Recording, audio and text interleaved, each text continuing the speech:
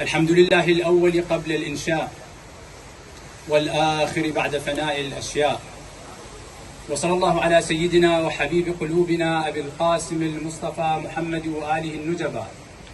اللهم اجعلهم حجة لنا ولا تجعلهم حجة علينا. سماحة المتولي الشرعي للعتبة الحسينية المقدسة سماحة الشيخ عبد المهدي الكربلائي أعزه الله، السيد الأمين العام للعتبة الحسينية المقدسة الحاج حسن رشيد العبايشي دامت بركاته، السيد رئيس هيئة الصحة والتعليم الطبي الأخ الفاضل الدكتور حيدر العابدي دام توفيقه، الحضور الكريم، الأخوة الأخوات الزملاء الزميلات، مع حفظ الألقاب والمقامات، مساكم الله بالخير جميعا، والسلام عليكم ورحمة الله وبركاته.